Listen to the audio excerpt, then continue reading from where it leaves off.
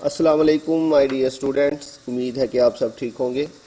आज बच्चों हमारी ऑनलाइन क्लासेस का लेक्चर नंबर फर्स्ट है और क्लास बच्चों हमारी चल रही है ICOM 1। सब्जेक्ट हम पढ़ रहे हैं प्रिंसिपल्स ऑफ अकाउंटिंग। चैप्टर बच्चों हमने क्लास में स्टार्ट किया था फाइनल अकाउंट। तो आज बच्चों हम इस चैप्टर की एक्सरसाइज नंबर 7 सॉल्व करेंगे। ये आपके पास नोट्स के ऊपर पेज नंबर 58 है, एक्सरसाइज नंबर 7। तो जी बच्चों, इस क्वेश्चन को सॉल्व करने से पहले आपको इसके फॉर्मेट जो है वो याद करना पड़ेगा। अगर आपने अभी तक इसके फॉर्मेट याद नहीं किए हुए, trading account, profit and loss account और बैलेंस शीट, तो सबसे पहले बच्चों आपने वो फॉर्मेट याद करने हैं, वो आपके नोट्स पे अवेलेबल है। तो उनको याद करने के बाद बच्चों ये क्वेश्चन बिल्कुल आसान होगा आपके लिए। तो मुझे उम्मीद है आपने ऑलरेडी वो याद कर लिए होंगे। तो सबसे पहले क्वेश्चन को बच्चों रीड कर लेते हैं। लिखा हुआ बच्चों, following is the trial balance of Imran brothers as on 31 December 2010।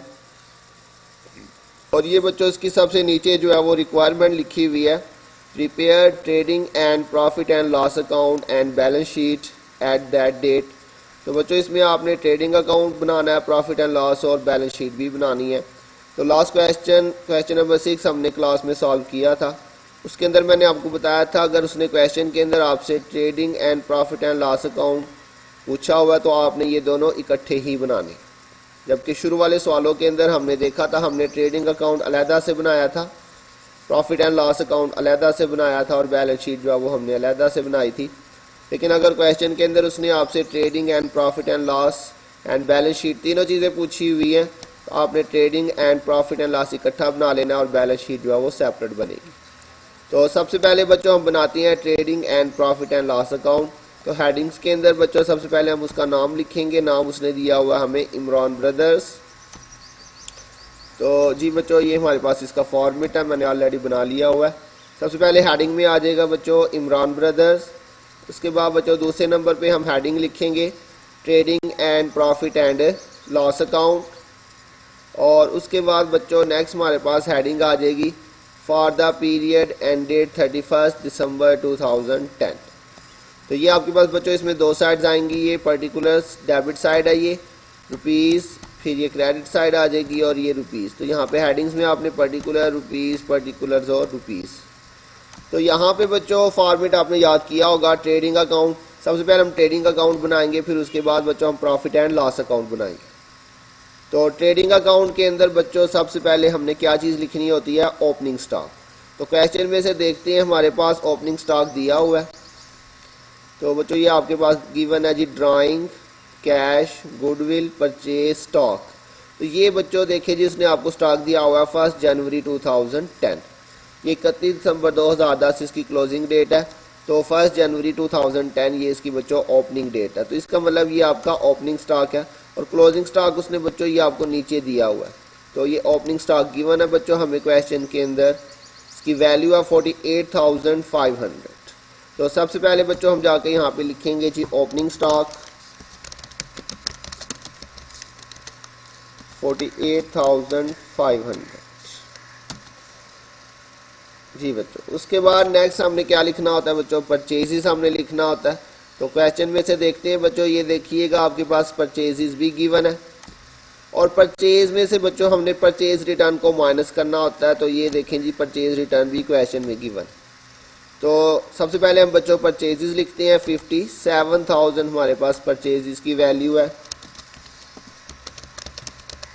इसको बच्चों हमने इनर कॉलम में लिख लेना और इनर कॉलम में लिखने के बाद आपने इसमें से क्या करना है, लेस परचेजेस रिटर्न जी बच्चों। तो परचेज रिटर्न की वैल्यू बच्चों यहाँ से देख लेते हैं कितनी है, 1500 हमारे पास बच्चों परचेज रिटर्न है। तो ये आपने इसे 1500 यहाँ से माइनस कर देना है। ये 57,000 माइनस 1500, तो ये आपके पास बच्चों माइनस करके यहाँ पे वैल्यू आ जाएगी। इसको बच्चों आपने यहाँ पे अंडरलाइन कर लेना है। इसके बाद बच्चों हमने नेक्स्ट जो है वो डायरेक्ट एक्सपेंसेस लिखनी है। डायरेक्ट एक्सपेंसेस कौन से होते हैं बच्चों, चीज़ों को ख़रीदने और चीज़ों को बनाने पे जितने भी एक्सपेंस आएंगे वो हमारे डायरेक्ट एक्सपेंस है और वो सारे जो है वो फॉर्मेट में मेंशन है। तो हम अपने क्वेश्चन में देखते हैं हमारे पास कौन कौन सा डायरेक्ट एक्सपेंस है। तो जी बच्चों हमारे पास ये देखिएगा फ्रेट हमारे पास डायरेक्ट एक्सपेंस है। इसके अलावा बच्चों debtors, trade expense, sale return, bank overdraft, sale capital, purchase return, bills payable. जी बच्चों बस एक ही हमारे पास यहाँ पे डायरेक्ट एक्सपेंस है, अपने फॉर्मेट याद किया होगा। तो फ्रेट हमारे पास बच्चों 500 डायरेक्ट एक्सपेंस आ जाएगा।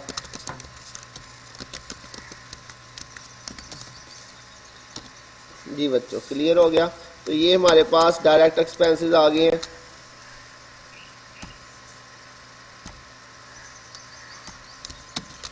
तो मैं बच्चों ये थोड़ी सी सेटिंग कर रहा हूँ।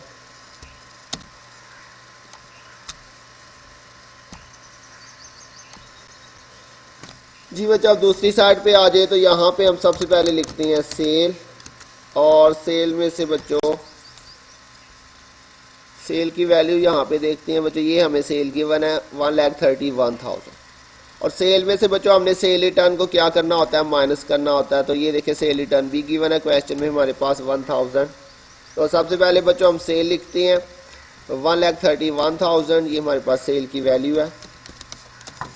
इनर कॉलम में लिखेंगे बच्चों, और इसमें से हमने लेस करना है सेल्स रिटर्न।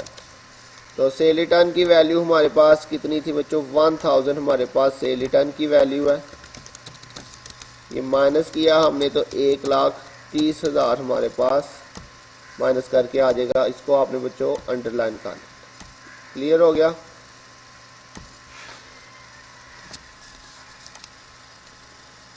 जी इसके बाद बच्चों यहाँ पे हम लिखते हैं क्लोजिंग स्टॉक। तो क्लोजिंग स्टॉक की वैल्यू उसने हमें यहाँ पे नीचे करके दी हुई है। Closing stock value 10,000। जी बच्चों दोनों साइड पे हमने सारी वैल्यूज लिखी हैं। अब आपने क्या करना है, दोनों साइड का आपने टोटल करके चेक करना है कि कौन सी साइड बड़ी है। तो बच्चों ये क्रेडिट साइड का टोटल हमारे पास आएगा 1,31,000, ये हमारे पास क्रेडिट साइड का टोटल आ गया। तो ऐसे ही डेबिट साइड पे देखें हमारे पास कितनी वैल्यूज है जी, 48,500 प्लस ये 55,500 और प्लस 500। तो ये हमारे पास बच्चों डेबिट साइड का टोटल आ गया। तो इन दोनों में से अगर हम देखें तो हमारे पास जो क्रेडिट साइड है उसका टोटल ज़्यादा आ रहा है। यहाँ पे आ रहा है 1,31,000 और डेबिट साइड पे आ रहा है 1,04,500। तो बच्चों जो बड़ी साइड है उसी का टोटल हमने दोनों साइड पे लिखना होता है। तो हम दोनों साइड पे क्या लिखेंगे जी, 1,31,000, ये हमारे पास दोनों साइड पे वैल्यूज आ जाएंगी।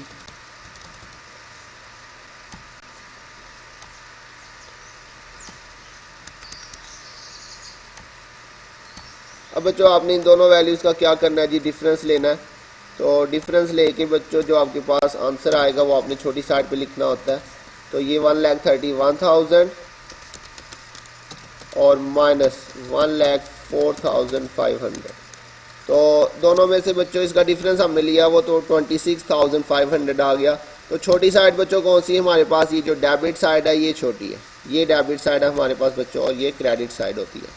तो डेबिट साइड चूंकि छोटी है इसलिए डेबिट साइड पे ये डिफरेंस लिखा जाएगा 26,500, और इसको बच्चों हम यहाँ पे लिखेंगे ग्रॉस प्रॉफिट सीडी। क्लियर हो गया। तो यहाँ तक बच्चों हमारे पास ट्रेडिंग अकाउंट जो है वो कंप्लीट हो चुका है। अब इसके बाद बच्चों हमने प्रॉफिट एंड लॉस अकाउंट बनाना है। जैसे कि मैंने आपको बताया अगर trading and profit and loss इकट्ठा पूछा होगा तो हम दोनों को इकट्ठा ही बनाएंगे। तो यहाँ तक ट्रेडिंग अकाउंट कंप्लीट हो गया। अब इसी के नीचे से बच्चों हमने यहाँ पे जो है वो profit and loss account start कर देना। तो प्रॉफिट एंड लॉस अकाउंट के अंदर बच्चों यहाँ पे फॉर्मेट में अगर आपने देखा हो, आपने याद किया हो, तो यहाँ पे हम क्रेडिट साइड पे सबसे पहले लिखते हैं ग्रॉस प्रॉफिट बीडी। जी बच्चों ये देखिएगा, ये जो आपने ग्रॉस प्रॉफिट निकाला है यहाँ पे सीडी हमने लिखा, इसी को आपने बच्चों नेक्स्ट यहाँ पे ट्रांसफ़र कर देना 26,500। ये क्वेश्चन में गिवन नहीं होगा, ये आपने जो यहाँ पे निकाला ग्रॉस प्रॉफिट बच्चों उसी को आपने इस साइड पे ट्रांसफ़र कर देना। और यहाँ पे एक पॉइंट याद रखिएगा बच्चों, अगर यहाँ पे आ जाए डिफरेंस इस साइड पे तो उसको हम लिखेंगे ग्रॉस लॉस, और फिर उसको जब यहाँ पे ट्रांसफ़र करेंगे तो फिर हम इस साइड पे ट्रांसफ़र कर दें, समझ आ गई, अपोजिट साइड पे। अगर इस साइड पे आ रहा है तो ये फिर यहाँ पे आ जाएगा, और अगर डिफरेंस इस साइड पे आया तो फिर हम उसको यहाँ पे ट्रांसफ़र करेंगे, और इधर अगर आया तो लिखेंगे ग्रॉस लॉस सीडी और इधर ग्रॉस लॉस बीडी। तो फिलहाल बच्चों नेक्स्ट क्वेश्चन के अंदर इस तरह का कोई पॉइंट आ जाएगा, फिर हम उसको देख लेंगे। फिलहाल बच्चों यहाँ पे अब हम मज़ीद जो है वो इनडायरेक्ट एक्सपेंसेस जो है वो रिकॉर्ड करेंगे। इनडायरेक्ट एक्सपेंसेस कौन से होते हैं बच्चों? चीज़ों को सेल करने के ऊपर और बिज़नेस को मैनेज करने के ऊपर जितने भी हमारे एक्सपेंस आते हैं वो सारे हमारे इनडायरेक्ट एक्सपेंस होते हैं। सेलिंग और एडमिन एक्सपेंसेस जितने भी होते हैं वो आपने याद किए होंगे। तो बच्चों इसमें से अगर हम देखें तो हमारे पास ड्राइंग जो है ये बैलेंस शीट में लिखा जाता है, कैश गुडविल ये बैलेंस शीट में, बिल्डिंग डेटर्स, ट्रेड एक्सपेंस। जी बच्चों, तो ट्रेड एक्सपेंस हमारा जो है वो इनडायरेक्ट एक्सपेंस है, इसे आपने प्रॉफिट एंड लॉस अकाउंट के अंदर बच्चों डेबिट साइड पे लिखना होता है। तो ट्रेड एक्सपेंसेस हमारे पास इधर आ जाएगा, ट्रेड एक्सपेंसेस। ट्रेड एक्सपेंस की वैल्यू बच्चों देखती हैं जी कितनी है, 14,000 हमारे पास इसकी वैल्यू है। इसके अलावा मज़ीद देखते हैं हमारे पास sale return, bank overdraft, sale capital, purchase return, bills payable. जी बच्चों बस ये एक ही हमारे पास जो है वो इनडायरेक्ट एक्सपेंस है, इसके अलावा कोई नहीं। तो फिर से बच्चों देखते हैं दोनों साइड का टोटल करें। तो बच्चों टोटल करने की ज़रूरत नहीं, एक एक वैल्यू आ रही है। तो कौन सी वैल्यू बड़ी है बच्चों? यही वाली वैल्यू हमारे पास बड़ी आ रही है, 26,500।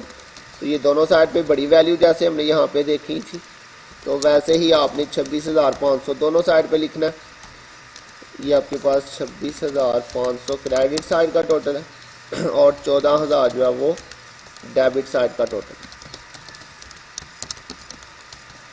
इन दोनों का बच्चों आपने फिर से क्या करना है जी, डिफरेंस ले लेना। तो जो डिफरेंस आएगा बच्चों वो हमारा छोटी साइड पे लिखा जाएगा। छोटी साइड फिर से बच्चों कौन सी है? डेबिट साइड हमारी छोटी साइड है।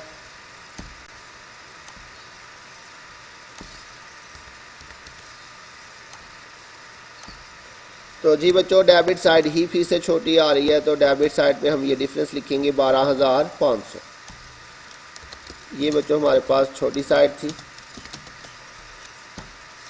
और यहाँ पे बच्चों हम इसको लिखेंगे नेट प्रॉफिट, और बच्चों के डिफरेंस इस साइड पे आएगा तो हम उसको लिखेंगे नेट लॉस।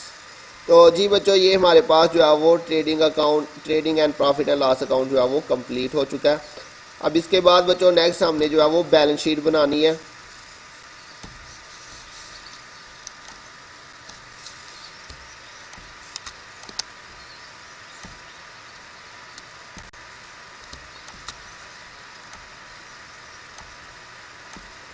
तो बैलेंस शीट के अंदर बच्चों आपने सबसे पहले उसका नाम लिख लेना है और उसके बाद बच्चों नेक्स्ट हमारे पास हेडिंग आएगी बैलेंस शीट, और फिर उसके बाद बच्चों डेट। कि बच्चों बैलेंस शीट के अंदर आपने एज ऑन लिखना है, जबकि trading and profit and loss account के अंदर आपने फॉर द पीरियड एंड लिखना है। ये चीज़ आपने याद रखनी है। तो बच्चों इसमें दो साइड्स होती हैं हमारे पास, एक एसेट साइड होगी और एक हमारे पास लाइबिलिटी साइड होगी। एसेट साइड के ऊपर बच्चों सबसे पहले आपने हेडिंग देनी है मार्कर के साथ करंट एसेट्स की, और इसको आपने बच्चों अंडरलाइन भी कर लेना। अब करंट एसेट्स के अंदर बच्चों क्या क्या चीज़ें आती हैं वो आपने बैलेंस शीट का फॉर्मेट याद किया होगा। तो उसके अंदर बच्चों मैंने आपको बताया था हम सबसे पहले जो है वो दो चीज़ें लिखेंगे, कैश इन हैंड और कैश एट बैंक। इसके डिफरेंट नाम भी मैंने आपको बताए थे, इसको cash in hand, cash balance या फिर सिंपली कैश भी लिखते हैं। तो देखते हैं बच्चों हमारे पास क्वेश्चन में कैश गिवन है। तो जी बच्चों ये देखिएगा कैश हमारे पास गिवन है 45,000। तो सबसे बैलेंस शीट के अंदर हमने यहाँ पे क्या लिखना है जी, कैश। कैश की वैल्यू है 45,000। जी बच्चों आपको फॉर्मेट याद करना पड़ेगा। अगर अभी तक जो है वो आपने ये फॉर्मेट याद नहीं किया हुआ तो बच्चों सबसे पहले आपने फॉर्मेट याद करना है। फॉर्मेट याद करके उसको लिखिएगा और उसके बाद आपने क्वेश्चन सॉल्व करना है, अदरवाइज़ आपको समझ नहीं आएगी इसकी। ठीक हो गया बच्चों? तो सबसे पहले हमारे पास कैश आ गया, उसके बाद बच्चों हम लिखते हैं बैंक। तो बैंक देखते हैं क्वेश्चन में गिवन है या नहीं। तो बच्चों बैंक अकाउंट हमें क्वेश्चन में नहीं दिया हुआ। कैश के बाद बच्चों हमने लिखा था डेटर्स।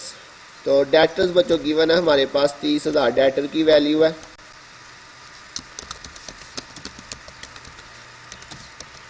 इसके बाद बच्चों नेक्स्ट हमने लिखा था क्लोजिंग स्टॉक।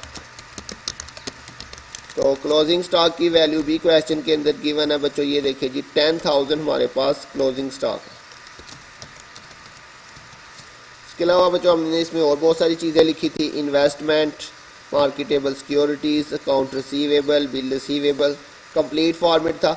लेकिन क्वेश्चन के अंदर मैंने आपको बताया था सारी चीज़ें नहीं होंगी, सिर्फ चंद चीज़ें होंगी, तो जो चीज़ें होंगी बस हमने वही लिखनी है। तो हमारे पास इस क्वेश्चन के अंदर सिर्फ ये 3 ही चीज़ें थी, कैश, डेटर्स और क्लोजिंग स्टॉक। और क्लोजिंग स्टॉक बच्चों 2 जगह पे हमने रिकॉर्ड किया है। एक दफ़ा जो है वो क्लोजिंग स्टॉक यहाँ पे ट्रेडिंग अकाउंट में भी रिकॉर्ड होता है, और एक दफ़ा जो है वो यहाँ पे बैलेंस शीट के अंदर भी रिकॉर्ड होगा क्लोजिंग स्टॉक। क्लियर हो गया बच्चों।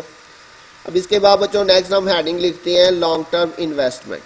लेकिन क्वेश्चन में अगर हम देखें तो उसने हमें इन्वेस्टमेंट नहीं दी हुई। इन्वेस्टमेंट बच्चों 2 किस्म की होती है, एक शॉर्ट टर्म और एक लॉन्ग टर्म। तो बच्चों जब इन्वेस्टमेंट के साथ कुछ ना मेंशन हो तो वो शॉर्ट टर्म होती है। लास्ट क्वेश्चन में मैंने ये पॉइंट आपको बताया था।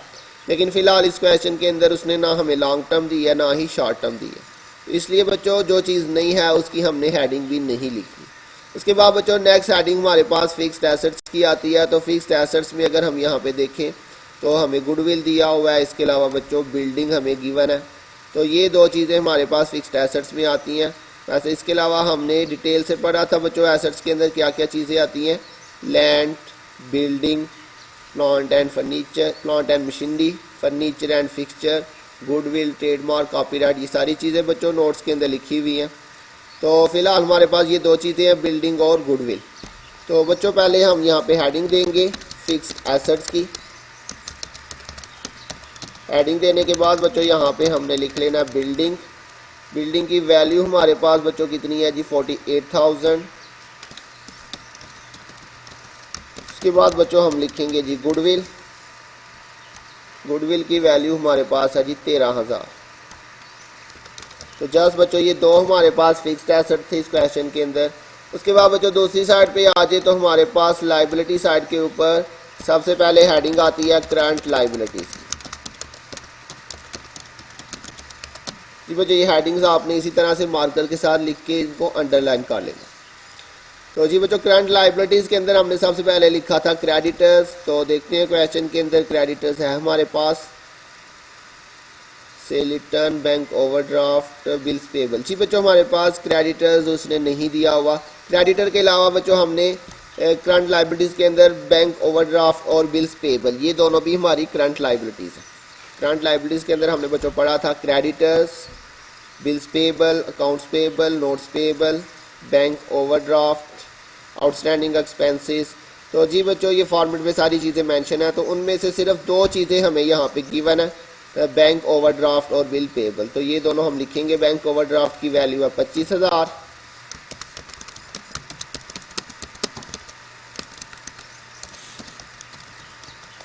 और इसके अलावा बच्चों हमारे पास बिल्स पेबल है जी 14,500।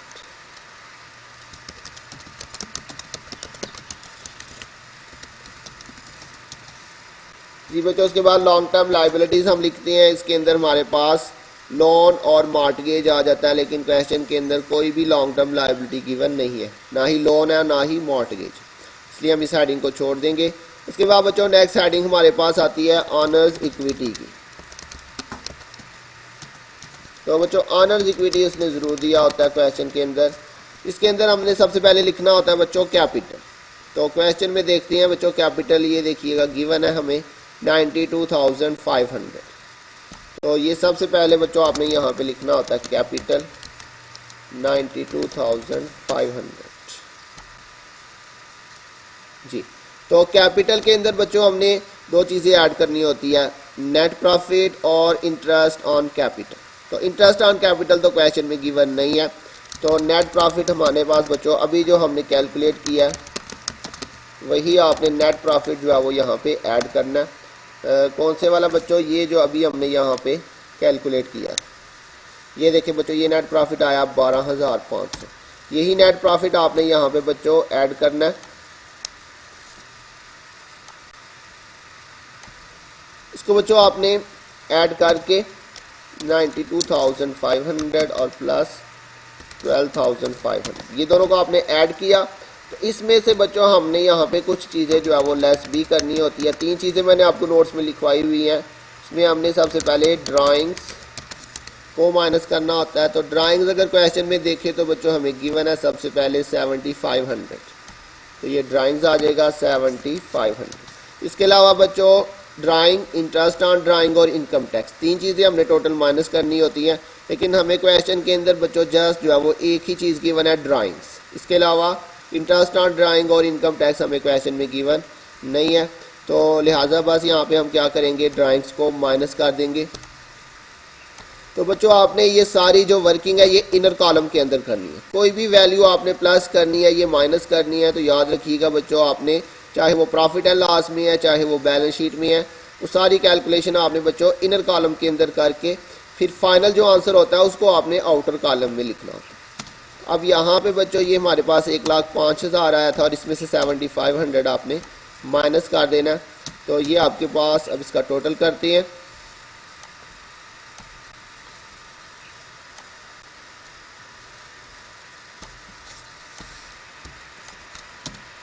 इसका टोटल बच्चों आपके पास आ रहा है 1,37,000 और दूसरी साइड का टोटल देखते हैं हमारे पास कितना आ रहा है। तो बच्चों यहाँ पे डिफरेंस आ रहा है, इसका मतलब हमने कोई पॉइंट जो है वो मिस कर दिया हुआ है। बैलेंस शीट के अंदर बच्चों आपके पास दोनों साइड का जो टोटल है वो बिल्कुल सेम आना चाहिए। अगर आपके पास एसेट साइड और लायबिलिटी साइड का टोटल सेम नहीं आ रहा, इसका मतलब आपने कहीं पे कोई गलती की है। तो एक दफ़ा दोबारा से देख लेते हैं, हमने कोई पॉइंट जो है वो मिस कर दिया होना। तो बच्चों ड्राइंग्स हमने लिख लिया है 7,500, कैश 45,000, ये वैल्यूज़ भी चेक कर लेते हैं बच्चों। कैश 45,000 हमने लिख लिया। गुडविल जो है वो 13,000,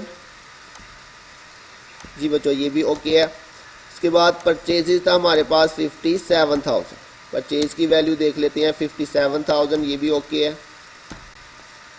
उसके बाद स्टॉक बच्चों 48,500, ये भी बच्चों ओके है।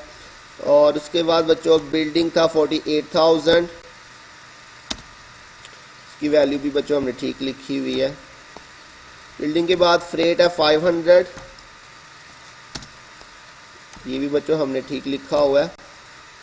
फ्रेट के बाद डेटर्स 30,000, बैलेंस शीट में 30,000 लिखा हुआ है। उसके बाद ट्रेड एक्सपेंस है 14,000, तो जी बच्चों ये भी 14,000 हमने ठीक लिखा हुआ है। सेल रिटर्न 1,000, ये भी ठीक है बच्चों। सेल रिटर्न के बाद बैंक ओवरड्राफ्ट 25,000,